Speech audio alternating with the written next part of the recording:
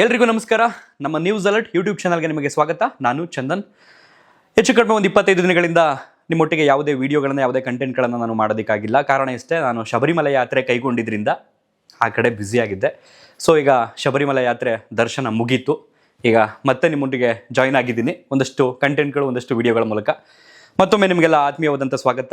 So ಇವತ್ತಿನ topic ಬಂದು doctor H L Nagaraj ಅವರು ಪ್ರೆಸೆಂಟ್ ಮಂಡ್ಯ ಅಪರ ಜಿಲ್ಲಾಧಿಕಾರಿಯಾಗಿ ಸೇವೆಯನ್ನು ಸಲ್ಲಿಸ್ತಾ ಇದ್ದಾರೆ. ಅವರು ಸನ್ಯಾಸತ್ವದ ಕಡೆ ಒಲವನ್ನು ತೋರಿದ್ದಾರೆ, ದೀಕ್ಷೆನ ಪಡ್ಕೊಳ್ತಿದ್ದಾರೆ ಅನ್ನುವಂಥ ಒಂದು ಸುದ್ದಿ ಸಾಮಾಜಿಕ ಮಾಧ್ಯಮಗಳಲ್ಲಿ ಹೆಚ್ಚು ಗ್ರಾಸವಾಗ್ತಿದೆ. ಅದಕ್ಕೆ ಸಂಬಂಧಪಟ್ಟಾಗೆ ಬಿಡಿಯಾಗಿ ಎಕ್ಸ್ಪ್ಲೇನ್ ಮಾಡುವಂಥ ಪ್ರಯತ್ನ ನಾನು ಪಡ್ತೀನಿ. ಅದಕ್ಕೂ ಮೊದಲು ಯಾರಾದರೂ ಹೊಸಬರು ನಮ್ಮ ಚಾನಲ್ಗೆ ಮೊದಲ ಬಾರಿಗೆ ಬಂದು ಭೇಟಿ ಕೊಟ್ಟು ವಿಡಿಯೋವನ್ನು ನೋಡ್ತಾ ಇದ್ದರೆ ಸಬ್ಸ್ಕ್ರೈಬ್ ಮಾಡ್ಕೊಳ್ಳಿ, ಪಕ್ಕದಲ್ಲಿರುವಂಥ ಬೆಲ್ ಐಕನನ್ನು ಕ್ಲಿಕ್ ಮಾಡಿ. ಯಾರಿಗಾದರೂ ಶಬರಿಮಲೆ ಯಾತ್ರೆಗೆ ಸಂಬಂಧಪಟ್ಟ ಅನುಭವದ ವಿಡಿಯೋ ಬೇಕು ಅಂತ ಅನ್ಸಿದ್ರೆ ಆದಷ್ಟು ಬೇಗ ವಿಡಿಯೋವನ್ನು ಮಾಡಿ ಅಪ್ಲೋಡ್ ಮಾಡ್ತೀನಿ. ಒಂದಷ್ಟು ಅಲ್ಲಿ ಏನು ಗಮನಿಸ್ತೆ, ನಾನು ಮೊದಲ ಬಾರಿಗೆ ಸ್ವಾಮಿಯಾಗಿದ್ದು, ಮಾಲೆ ಹಾಕ್ಸ್ಕೊಂಡಿದ್ದು. ಸೊ ಅದಕ್ಕೆ ಸಂಬಂಧಪಟ್ಟಾಗೆ ವಿಡಿಯೋ ನಿಮಗೆ ಏನಾದ್ರು ಬೇಕು ಅಂತಂದ್ರೆ ಕಮೆಂಟ್ ಬಾಕ್ಸ್ನಲ್ಲಿ ಬರೆದು ತಿಳಿಸಿ, ಆದಷ್ಟು ಬೇಗ ವಿಡಿಯೋನ ಮಾಡಿ ಅಪ್ಲೋಡ್ ಮಾಡ್ತೀನಿ. ಸೊ ನೆನ್ನೆಯಿಂದಲೂ ಕೂಡ ಒಂದು ಸುದ್ದಿ ಚರ್ಚೆಗೆ ಗ್ರಾಸವಾಗ್ತಾ ಇದೆ. ಅದು ಪ್ರೆಸೆಂಟ್ ಈಗ ಮಂಡ್ಯದ ಅಪರ ಜಿಲ್ಲಾಧಿಕಾರಿಯಾಗಿರುವಂಥ ಡಾಕ್ಟರ್ ಎಚ್ ಎಲ್ ನಾಗರಾಜ್ ಅವರು ಸನ್ಯಾಸತ್ವದ ಕಡೆ ಒಲವನ್ನು ತೋರಿದ್ದಾರೆ, ದೀಕ್ಷೆಯನ್ನು ಪಡ್ಕೊಳ್ತಿದ್ದಾರೆ. ಆದಷ್ಟು ಬೇಗ ಅವರು ಮಠಾಧಿಪತಿ ಆಗಲಿದ್ದಾರೆ, ಸ್ವಾಮೀಜಿ ಆಗಲಿದ್ದಾರೆ ಅನ್ನೋಂಥ ಒಂದು ಚರ್ಚೆ ನಡೀತಾ ಇದೆ. ಸೊ ಇವರು ಮೂಲತಃ ತುಮಕೂರು ಜಿಲ್ಲೆಯ ಕುಣಿಗಲ್ನವರು. 2005ರಲ್ಲಿ KAS ಸೇವೆಗೆ ಆರಂಭ ಸಲ್ಲಿಸ್ತಾರೆ, ಅಂದರೆ ಉದ್ಯೋಗವನ್ನು ಪಡ್ಕೊಳ್ತಾರೆ.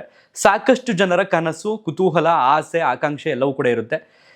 ಸರ್ಕಾರಿ ಸೇವೆಯನ್ನು ಸಲ್ಲಿಸಬೇಕು, ಸರ್ಕಾರಿ ಸಂಬಳವನ್ನು ಪಡ್ಕೊಳ್ಬೇಕು, ಗೌರ್ಮೆಂಟ್ ಉದ್ಯೋಗಿ ಆಗಬೇಕು ಅನ್ನೋಂಥದ್ದು ಎಷ್ಟೋ ಜನರ ಕನಸು. ಅಂಥದ್ರಲ್ಲಿ ಇವರು ಸಿಕ್ಕಿರುವಂತಹ ಅವಕಾಶ, ಅದರಲ್ಲೂ ಕೂಡ ಸಣ್ಣ ಪುಟ್ಟ ಕೆಲಸ ಅಲ್ಲ, ಗೌರ್ಮೆಂಟ್ ಜಾಬಲ್ಲಿ KAS ಅಧಿಕಾರಿಯಾಗಿ ಬಂದಂಥವ್ರು, AC ಆದಂಥವ್ರು, ಪ್ರೆಸೆಂಟ್ ಈಗ ADC ಆಗಿರುವಂಥವ್ರು, ಅಂದರೆ ಅಡಿಷನಲ್ ಡೆಪ್ಯೂಟಿ ಕಮಿಷನರ್, ಅಂದರೆ ಅಪರ ಜಿಲ್ಲಾಧಿಕಾರಿ ಆಗಿರ್ತಕ್ಕಂಥವ್ರು.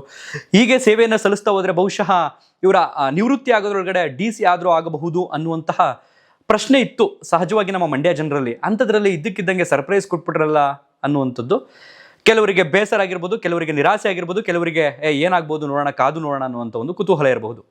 ಸೊ 2005ರಲ್ಲಿ KAS ಸೇವೆಯನ್ನು ಆರಂಭ ಮಾಡ್ತಾರೆ ಅವರು, ಪಾಸ್ ಮಾಡಿಕೊಂಡು. ಅದಾದ ಬಳಿಕ 2011ರಲ್ಲಿ ಇವರ ಒಂದು ವಿಚಾರ ಮುನ್ನೆಲೆಗೆ ಬರುತ್ತೆ.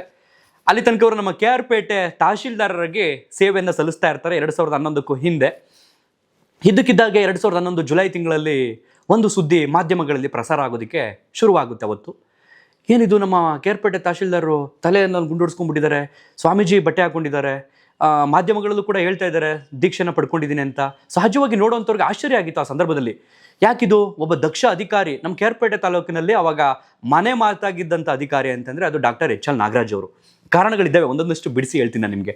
ಸೊ ಚುಂಚನಗಿರಿ ಮಠಕ್ಕೆ ಹೋಗ್ಬಿಟ್ಟು ದೀಕ್ಷೆನ ಪಡ್ಕೊಬಿಡ್ತಾರೆ. ಅದಾದ ಬಳಿಕ ಮಾಧ್ಯಮಗಳಲ್ಲಿ ಸುದ್ದಿ ಹೆಚ್ಚು ವೈರಲ್ ಆಗುತ್ತೆ. ಈ ಕಡೆ ತಂದೆ ತಾಯಿ ವಿರೋಧ ಆಗುತ್ತೆ, ಜೊತೆಗೆ ಒಂದಷ್ಟು ಅವರ ಅಭಿಮಾನಿಗಳಾಗಿರ್ಬೋದು ಅಥವಾ ಅವರ ಹಿತೈಷಿಗಳಾಗಿರ್ಬೋದು ಅವ್ರ ವಿರೋಧವೂ ಕೂಡ ಆಗುತ್ತೆ. ಯಾಕೆ ನೀವು ಮಾಡ್ಕೊಬಿಟ್ರಿ, ಇಷ್ಟು ಚಿಕ್ಕ ವಯಸ್ಸಲ್ಲಿ ನೀವು ಯಾಕೆ ದೀಕ್ಷೆನ ಪಡ್ಕೊಂಡ್ರಿ, ಹೀಗೆಲ್ಲ ಚರ್ಚೆಗೆ ಗ್ರಾಸ ಆಗುತ್ತೆ ಆ ಸಂದರ್ಭದಲ್ಲಿ. ಸೊ ಹೆಚ್ಚು ಕಡಿಮೆ ಅವರು ದೀಕ್ಷೆಯನ್ನ ಪಡ್ಕೊಂಡಂತಹ ಸಂದರ್ಭದಿಂದ 15 ದಿನಗಳ ಅಂತರದವರೆಗೆ ಸ್ವಾಮೀಜಿ ಆಗಿರ್ತಾರೆ. ಅದಾದ ಬಳಿಕ 16ನೇ ದಿನಕ್ಕೆ ಮತ್ತೆ ಕರ್ತವ್ಯಕ್ಕೆ ಮರಳಿ ಬರ್ತಾರೆ. ಇವರ ಹೆಸರು ಮಠಾಧಿಪತಿ ಆಗಿದ್ದಂಥ ಸಂದರ್ಭದಲ್ಲಿ ನಿಶ್ಚಲಾನಂದ ಸ್ವಾಮೀಜಿ ಅಂತ ಹೆಸರಾಗಿರುತ್ತೆ. ಅದಾದ ಬಳಿಕ ತಂದೆ ತಾಯಿ ಆಗಿರ್ಬೋದು ಅಥವಾ ಕುಟುಂಬಸ್ಥರಾಗಿರ್ಬೋದು ಅಥವಾ ಹಿತೈಷಿಗಳಾಗಿರ್ಬೋದು ಇವರೆಲ್ಲರ ವಿರೋಧಕ್ಕೆ ಮಣಿದು ಮತ್ತೆ ಸೇವೆಗೆ ಮರಳಿ ಬರ್ತಾರೆ. ಆ ಸಂದರ್ಭದಲ್ಲಿ ನಾನು ಹೆಚ್ಚು ಕಡಿಮೆ 2011 ಅಂತಂದರೆ ಪ್ರಥಮ PUC ವ್ಯಾಸಂಗ ಮಾಡ್ತಾ ಇದ್ದೆ. ಆ ಟೈಮ್ನಲ್ಲಿ ನಮ್ಮ KR ಪೇಟೆಯಲ್ಲಿ ಒಂದು ಸುದ್ದಿ ವೈರಲ್ ಆಗಿದೆ ಅಂತಂದರೆ, ರಾಜಕೀಯ ಒತ್ತಡಗಳಿಗೆ ಮಣಿದವರು ರಾಜಕೀಯಕ್ಕೆ ಬೇಸರಗೊಂಡು ದೀಕ್ಷೆಯನ್ನು ತಗೊಂಡಿದ್ದಾರೆ. ಆ ಸಂದರ್ಭದಲ್ಲಿ ಇವರು ಎಷ್ಟು ವೈರಲ್ ಆಗಿದ್ರು ಅಂತಂದರೆ, ನಮ್ಮ KR ಪೇಟೆಯಲ್ಲಿ ಅಕ್ರಮ ಮರಳೋದಂದೇ ಭಯಂಕರವಾಗಿ ನಡೀತಾ ಇತ್ತು ಆ ಸಂದರ್ಭದಲ್ಲಿ. ಅದಕ್ಕೆ ಕಡಿವಾಣ ಹಾಕಿದಂಥವ್ರು ಆ ಸಂದರ್ಭದಲ್ಲಿ ಎಚ್ ಎಲ್ ನಾಗರಾಜ್ ಅವರು.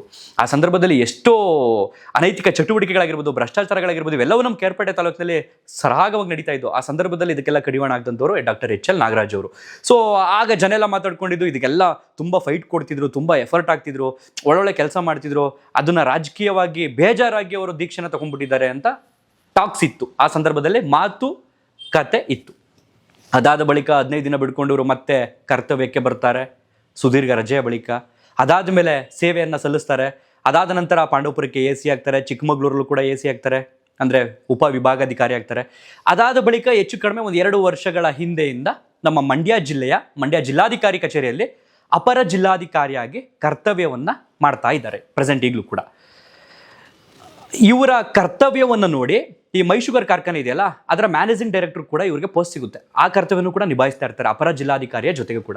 ಕಾರಣ ಇಷ್ಟೇ, ದಕ್ಷ ಅಧಿಕಾರಿ, ಪ್ರಾಮಾಣಿಕತೆ ಇದೆ, ಸೊ ನಿಭಾಯಿಸ್ತಾರೆ ಅನ್ನುವಂಥ ಒಂದು ನಂಬಿಕೆ ಮೇಲೆನೆ ಸರ್ಕಾರ ಇವರಿಗೆ ಆ ಪೋಸ್ಟನ್ನು ಕೊಟ್ಟಿರುತ್ತೆ. ಸೊ ಎರಡನ್ನೂ ಕೂಡ ನಿಭಾಯಿಸ್ತಾ ಇರ್ತಾರೆ. ಹಾಗಾದರೆ ಡಾಕ್ಟರ್ ಎಚ್ ಎಲ್ ನಾಗರಾಜ್ ಅವರು ಈ ರೀತಿ ಪರಿಸ್ಥಿತಿಗೆ ಬರೋದಕ್ಕೆ ಕಾರಣ ಏನು, ಜೊತೆಗೆ ಅವರ ಪ್ರೆಸೆಂಟ್ ಜೀವನ ಶೈಲಿ ಹೇಗೆ ನಡೀತಾ ಇದೆ ಅನ್ನೋಂಥದ್ದು ಸಾಕಷ್ಟು ಜನರಿಗಿರುವಂಥ ಕುತೂಹಲ. ಈಗ ಅವ್ರಿವ್ರು ಬೇಡ, ಚಿಕ್ಕದಾಗಿ ತಗೊಳ್ಳೋಣ. ಒಂದು SDA ಕೆಲಸ ಸಿಗುತ್ತೆ ಅಂತಂದರೆ ಗೌರ್ಮೆಂಟಲ್ಲಿ ಗ್ರೇಟ್, FDA ಸಿಗುತ್ತೆ ಅಂತಂದರೆ ಅದಕ್ಕಿಂತ ಗ್ರೇಟ್. ಬೇಡ, ಸಿಂಗಲ್ ಆಗಿ ಒಂದು ಪ್ರೆಸೆಂಟ್ PSI ಸಿಗುತ್ತೆ ಅಂತಂದ್ರೆ ಅದು ಇನ್ನೂ ಗ್ರೇಟ್. ಸೊ ನಮ್ಮ ಸುತ್ತಮುತ್ತ ಅಧಿಕಾರಿಗಳನ್ನ ಗಮನಿಸಿರ್ತೀವಿ, ಸರ್ಕಾರಿ ಸೇವೆ ಸಲ್ಲಿಸ್ತಾ ಇರ್ತಾರೆ ಅಂತಂದರೆ ಇಂಥ ಅಧಿಕಾರಿಗಳಿಗೆ ಸರ್ಕಾರಕ್ಕೆ ಸಂಬಂಧಪಟ್ಟಾಗೆ ವಾಹನಗಳನ್ನು ಕೊಟ್ಟಿರ್ತಾರೆ. ಸರ್ಕಾರಿ ಸೇವೆ ಸಲ್ಲಿಸ್ತಾ ಇರೋರಿಗೆ, ಕೆಲವರಿಗೆ, ಎಲ್ಲರಿಗೂ ಕೊಡಲ್ಲ ಅದನ್ನು, ಈ ಥರ ಅಧಿಕಾರಿಗಳು ಕೊಟ್ಟಿರ್ತಾರೆ. ಅದನ್ನು ಹೊರತುಪಡಿಸಿ ಅವ್ರ ದುಡಿಮೆ ಆಗಿರ್ಬೋದು ಅಥವಾ ಇನ್ನಿತರ ಕಾರ್ಯ ಆಗಿರ್ಬೋದು ಗೊತ್ತಿಲ್ಲ, ಒಳ್ಳೊಳ್ಳೆ ವೆಹಿಕಲ್ಗಳೆಲ್ಲ ಇಟ್ಟಿರ್ತಾರೆ, ಒಳ್ಳೊಳ್ಳೆ ವಾಹನಗಳನ್ನು ಇಟ್ಟಿರ್ತಾರೆ, ಅದ್ರಲ್ಲಿ ಓಡಾಡ್ತಾ ಇರ್ತಾರೆ. ಬಟ್ ಇವರು ಒಂದು ಸಣ್ಣ ಪುಟ್ಟ ಕಾರ್ಯಕ್ರಮ ಆಗಲಿ, ಒಂದು ದೊಡ್ಡ ಕಾರ್ಯಕ್ರಮ ಆಗಲಿ, ಸರ್ಕಾರಿ ವಾಹನ ಏನಿದೆ ಅದರಲ್ಲೇ ಹೋಗೋದು, ಅದರಲ್ಲೇ ಬರುವಂಥದ್ದು, ಸರಳತೆ, ಯಾವುದೇ ಆಡಂಬರ ಇಲ್ಲ ಹೋಗೋದಿಗೆ ಬರೋದಕ್ಕೆ. ಮತ್ತೆ ಯಾವುದೇ ಒಂದು ಕಾರ್ಯಕ್ರಮಕ್ಕೆ ನೀವು ಆಹ್ವಾನ ಕೊಟ್ಟರೆ ಇಂಥ ಸಮಯಕ್ಕೆ ಬರಬೇಕು ಅಂತಂದರೆ ಅಂಥ ಸಮಯಕ್ಕೆ ಹಾಜರಾಗಿರ್ತಾರೆ. ಜೊತೆಗೆ ಯಾವುದೇ ಒಂದು ಸರ್ಕಾರದ ಕಾರ್ಯಕ್ರಮಗಳು ನಡೀತಾ ಇದ್ದಾವೆ ಅಂತಂದರೆ ಅಲ್ಲೆಲ್ಲೋ ಸರ್ಕಾರದ ಫಂಡಲ್ಲಿ ಅಡುಗೆ ಮಾಡಿ ಊಟ ತಿಂಡಿ ತಿನಿಸು ಕೊಡ್ತಾರೆ, ಅದ್ಯಾವುದಕ್ಕೂ ಇಲ್ಲ. ಮನೆಯಿಂದನೇ ಒಂದು ಚಿಕ್ಕ ಡಬ್ಬೆಯಲ್ಲಿ ಅಡುಗೆ ಮಾಡಿಕೊಂಡು ತರ್ತಿದ್ರು. ಅಡುಗೆ ಯಾರು ಮಾಡ್ಕೊಡ್ತಿದ್ರು ಹಾಗಾದ್ರೆ? ಸರ್ಕಾರಿ ಅಧಿಕಾರಿ ಅಂತಂದರೆ ಕೈಗೊಬ್ರು ಕಾಲ್ಗೊಬ್ರು ಆಳಿರ್ತಾರೆ, ಆಳು ಕಾಳುಗಳು ಅವ್ರು ಇವ್ರು ಇರ್ತಾರೆ. No, never. ತಮ್ಮ ಮನೆ ಕಸ ಗುಡಿಸ್ಕೊಂಡು, ತಮ್ಮ ಮನೆ ಕೆಲಸ ಮಾಡಿಕೊಂಡು, ತಮ್ಮ ಮನೆಯಲ್ಲಿ ಅಡುಗೆ ಮಾಡಿಕೊಂಡು, ಅದನ್ನು ಕೂಡ ಅವರೇ, ಅಂದರೆ ಯಾರನ್ನೂ ಕೂಡ ಅವಲಂಬಿತರಾಗದೆ, ತಮ್ಮ ಜೀವನವನ್ನು ಯಾರಿಗೂ ಕೂಡ ವಹಿಸದೆ, ತಮ್ಮ ಜೀವನ ಶೈಲಿ ಏನಿದೆ ಪ್ರತಿನಿತ್ಯ ಬೆಳಗ್ಗೆ ಎದ್ದ ತಕ್ಷಣ ರಾತ್ರಿ ಮಲಗೋ ತನಕ ಎಲ್ಲ ಕರ್ತವ್ಯಗಳನ್ನು ಅವರೇ ಮಾಡಿಕೊಂಡು ಕರ್ತವ್ಯಕ್ಕೆ ಹಾಜರಾಗ್ತಿದ್ದಂಥ ಏಕೈಕ ನಮ್ಮ ಮಂಡ್ಯ ಜಿಲ್ಲೆಯ ಅಧಿಕಾರಿ ಡಾಕ್ಟರ್ HL ನಾಗರಾಜ್ ಅವರು. ನನಗೆ ವೈಯಕ್ತಿಕವಾಗಿ ಅವರು ದೀಕ್ಷೆ ತಗೊಳ್ತಿದ್ದಾರೆ ಅಂತಂದಾಗ ಒಂದು ಕಡೆ ಬೇಸರ ಆಯಿತು. ಕಾರಣ ಇಷ್ಟೇ, ಒಬ್ಬ ದಕ್ಷ ಅಧಿಕಾರಿ, ಆಡಳಿತದಲ್ಲಿ ವ್ಯವಸ್ಥೆಯಲ್ಲಿ ಭ್ರಷ್ಟಾಚಾರವನ್ನು ಕಂಟ್ರೋಲ್ ಮಾಡ್ತಿದ್ದಂಥವ್ರು, ಆಗಬಾರ್ದಂಥದ್ದನ್ನು ತಪ್ಪಿಸ್ತಿದ್ದಂಥವ್ರು, ಅಂಥ ಅಧಿಕಾರಿ ಇರಬೇಕಿತ್ತು, ಸೇವೆಯಲ್ಲಿ ಇರಬೇಕಿತ್ತು ಅವರು. ಯಾಕೆ ಎಷ್ಟೋ ಜನರ ಕನಸು ಈ ಥರ ಮಾಡಬೇಕು, ನಾನು ಆಗಾಗಬೇಕು ಹೀಗಾಗಬೇಕು ಅಂತ. ಬಟ್ ಬಂದಮೇಲೆ ಆಗಲ್ಲ ಅವ್ರಿಗೆ. ಅವು ಯಾರ್ದೋ ಒತ್ತಡಕ್ಕೆ ಮಣಿದು ಇನ್ನೇನು ಆಗುವಂಥದ್ದು, ಈ ರೀತಿ ಪರಿಸ್ಥಿತಿಗಳು ನಿರ್ಮಾಣ ಆಗ್ತಿದ್ದು. ಬಟ್ ಅದು ಯಾವುದಕ್ಕೂ ಕೂಡ ಕ್ಯಾರೆ ಅನ್ನೋದಿವರು ಕರ್ತವ್ಯವನ್ನು ನಿಭಾಯಿಸ್ತಿದ್ದಂಥವ್ರು ಈಗ ಏಕಾಏಕಿ ಒಂದು ಮಠಾಧಿಪತಿ ಆಗ್ತಾರೆ ಅಂತಂದರೆ ವೈಯಕ್ತಿಕವಾಗಿ ನನಗೆ ಬೇಸರ ಆಗುತ್ತೆ. ಇಂಥ ಅಧಿಕಾರಿ ಇನ್ನೂ ಇರಬೇಕಿತ್ತಲ್ಲ, ಹೆಚ್ಚು ಕಡಿಮೆ ಇನ್ನೂ ಸೇವೆಗೆ ಇವ್ರಿಗೆ ಒಂದು 6 ವರ್ಷ ಇತ್ತನೋ ನಿವೃತ್ತಿಗೆ, ಹೆಚ್ಚು ಕಡಿಮೆ ಒಂದು 50 ವರ್ಷ ಆಗಿರ್ಬೋದು ಇವರಿಗೆ. ಸೊ ಇದೆಲ್ಲ ಅನ್ನಿಸ್ತಾ ಇರೋಂಥ ಸಂದರ್ಭದಲ್ಲಿ ಅವರು ಕೊಟ್ಟಿರುವಂಥ ಸ್ಟೇಟ್ಮೆಂಟ್ ಏನು ಅಂತಂದರೆ, ಆಧ್ಯಾತ್ಮದ ಬಗ್ಗೆ ನನಗಿರುವಂತಹ ಒಲವಿಗೆ ನಾನು ದೀಕ್ಷೆಯನ್ನು ಪಡ್ಕೊಳ್ತಾ ಇದ್ದೀನಿ ಅನ್ನೋ ಒಂದು ನಿಟ್ಟಿನಲ್ಲಿ ಈಗಾಗಲೇ ಅವರು ಡಿಸೆಂಬರ್ 5ನೇ ತಾರೀಕಿನಿಂದ ರಜೆಗೆ ಅರ್ಜಿ ಸಲ್ಲಿಸಿದ್ದಾರೆ, ರಜೆ ಬೇಕು ಅಂತ. ಸೊ ಮಂಡ್ಯ ಜಿಲ್ಲಾ ಉಸ್ತುವಾರಿ ಸಚಿವರಾದಂಥ ಚಲುವರಾಯಸ್ವಾಮಿ ಅವರು ಕೊಟ್ಟಿರುವಂಥ ಸ್ಟೇಟ್ಮೆಂಟ್ ಏನು ಅಂತಂದರೆ, ನೋಡಬೇಕು, ಹಿಂಗೆ ಸುದೀರ್ಘ ರಜೆಯನ್ನು ಕೇಳ್ಕೊಂಡಿದ್ದಾರೆ, ಅದಾದ ಬಳಿಕ ಅವರು ನಿವೃತ್ತಿಯನ್ನು ಘೋಷಣೆ ಮಾಡಬಹುದು ಅಂತ ಹೇಳಿದ್ದಾರೆ. ಪ್ರೆಸೆಂಟ್ ಈಗ ಅಖಿಲ ಭಾರತ ಕನ್ನಡ ಸಾಹಿತ್ಯ ಸಮ್ಮೇಳನ 87ನೇ ಸಾಹಿತ್ಯ ಸಮ್ಮೇಳನ ನಮ್ಮ ಮಂಡ್ಯದಲ್ಲಿ ನಡೀತಿರೋದ್ರಿಂದ ಪ್ರೆಸೆಂಟ್ ಇವರಿಗೆ ಹಣಕಾಸು ಸಮಿತಿ ವಹಿಸಿದ್ರು ಡಾಕ್ಟರ್ HL ನಾಗರಾಜ್ ಅವರಿಗೆ. ಬಟ್ ಇವರು ಡಿಸೆಂಬರ್ 5ನೇ ತಾರೀಕಿನಿಂದನೇ ಈಗ ರಜೆ ಅನೌನ್ಸ್ ಮಾಡ್ಕೊಂಡಿರೋದ್ರಿಂದ, ರಜೆಯನ್ನು ಪಡ್ಕೊಂಡಿರೋದ್ರಿಂದ ಏನಾಗುತ್ತೋ ಗೊತ್ತಿಲ್ಲ, ಕಾದು ನೋಡಬೇಕು. ಸೊ ಕೆಲವ್ರು ಹೇಳ್ಬೋದು, ಈಗ ಸಂವಿಧಾನದ ಅಡಿಯಲ್ಲಿ ಕೆಲಸ ತಗೊಂಡಂಥವ್ರು ಏನು ಇದನ್ನೆಲ್ಲ ನಂಬ್ತಾರ ಹಾಗೆ ಹೀಗೆ ಅಂತ ಅನ್ಬೋದು. ಬಟ್ ಒಬ್ಬ ವ್ಯಕ್ತಿ ಏನನ್ನ ಗಮನಿಸ್ತಾ ಇರ್ತಾನೆ, ಯಾವುದಕ್ಕೋಸ್ಕರ ಮಾಡ್ತಾ ಇರ್ತಾನೆ ಅನ್ನೋಂಥದ್ದು ಅವನಿಗೆ ಅರಿವಾಗಿರುತ್ತೆ. ಬಟ್ ಇತ್ತೀಚೆಗೆ ನಾನು ನಿನ್ನೆ ಈ ಘಟನೆ ನಡೆದಾದ್ಮೇಲೆ ನನ್ನ ಸ್ನೇಹಿತರಿಗೆ ಮತ್ತು ಸುತ್ತಮುತ್ತ ಅಲ್ಲಿರುವಂಥ ವಾತಾವರಣದಲ್ಲಿರುವಂಥವ್ರಿಗೆ ಫೋನ್ ಮಾಡಿ ಕೇಳಿದ್ರಿಂದ ಇವರ ವಿರುದ್ಧವೂ ಕೂಡ ಸಾಕಷ್ಟು ಮೂಕರ್ಜಿಗಳು ಹೋಗಿದೆ ಅಂತೆ. ಇವ್ರು ಸರಿ ಇಲ್ಲ, ಇವ್ರೇನು ಹಂಗೆ ಮಾಡ್ತಿದ್ದಾರೆ, ಹಿಂಗೆ ಮಾಡ್ತಿದ್ದಾರೆ, ಇವ್ರ ಬಗ್ಗೆ ಕ್ರಮ ಕೈಗೊಳ್ಳಬೇಕು ಅನ್ನೋಂಥದ್ದು ಕೂಡ ತಲುಪಿದೆ ಅಂತೆ. ಅದೆಷ್ಟರ ಮಟ್ಟಿಗೆ ನಿಜವೋ ಸುಳ್ಳೋ ಗೊತ್ತಿಲ್ಲ.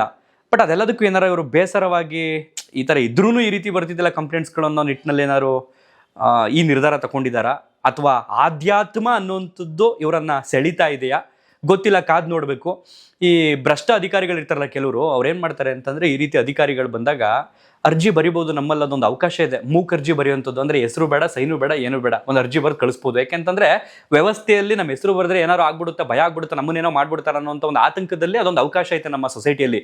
ಸೊ ಅದನ್ನು ಯಾರಾದರೂ ಭ್ರಷ್ಟ ಅಧಿಕಾರಿಗಳು, ಕೆಟ್ಟವರು ಯೂಸ್ ಮಾಡ್ಕೊಂಡು ಏನಾದ್ರು ಅರ್ಜಿಗಳು ಬರೆದು ಹಾಕಿದ್ರ ಇವ್ರ ವಿರುದ್ಧ ಕ್ರಮ ಕೈಗೊಳ್ಳಿ ಹಾಗೆ ಹೀಗೆ ಅಂತ, ಅದು ಇವರಿಗೆ ತಲುಪ್ತಾ?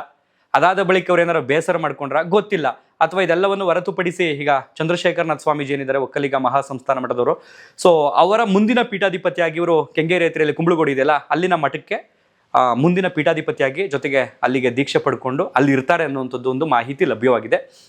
ಅಫ್ಕೋರ್ಸ್ ಅವರೇ ಹೇಳಿರೋ ಪ್ರಕಾರ ಸೇವೆಗೆ ನಿವೃತ್ತಿ ಸಲ್ಲಿಸ್ತಾ ಇರೋದ್ರಿಂದ, ನಾನು ರಿಟೈರ್ಡ್ ಮಾಡ್ಕೊಳ್ತಾ ಇರೋದ್ರಿಂದ ಗೊತ್ತಿಲ್ಲ, ಕಾದು ನೋಡಬೇಕು. ಬಟ್ ಒಳ್ಳೆ ಅಧಿಕಾರಿಯನ್ನು ಮಿಸ್ ಮಾಡ್ಕೊಳ್ತಾ ಇದ್ದೀವಿ. ಅದರಲ್ಲೂ ಎಸ್ಪೆಷಲಿ ನಮ್ಮ ಮಂಡ್ಯ ಜಿಲ್ಲೆಯ ಜನ ಇವರನ್ನು ತುಂಬ ಪ್ರೀತಿ ಮಾಡಿದ್ದಾರೆ, ತುಂಬ ಗೌರವಿಸ್ತಾರೆ ಈಗಲೂ ಕೂಡ.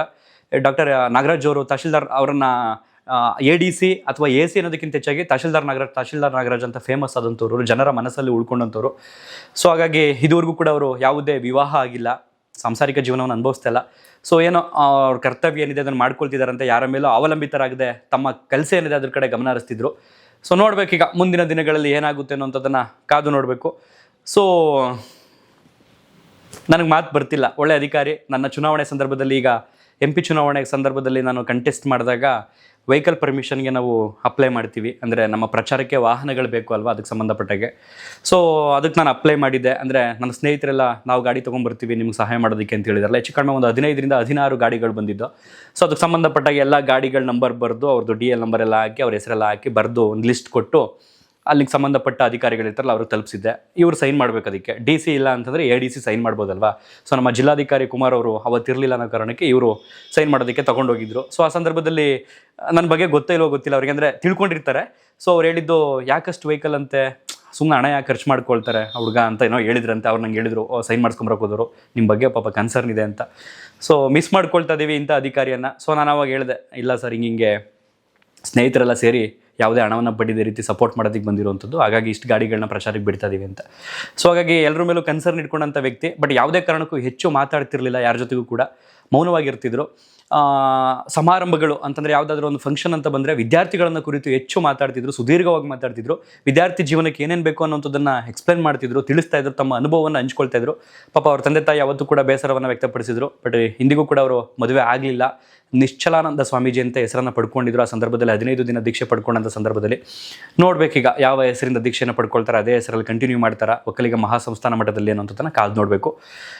ಏನು ಮಾಡೋಕ್ಕಾಗಲ್ಲ. ಎನಿವೇಸ್, ಒಳ್ಳೆಯದಾಗಲಿ ಅವರ ಧಾರ್ಮಿಕ ಜೀವನಕ್ಕೆ, ಅವರ ಆಧ್ಯಾತ್ಮ ಜೀವನಕ್ಕೆ ಅಂತ ಹೇಳ್ತಾ ಈ ಕಂಟೆಂಟನ್ನು ಇಲ್ಲಿಗೆ ಮುಗಿಸ್ತಾ ಇದ್ದೀನಿ.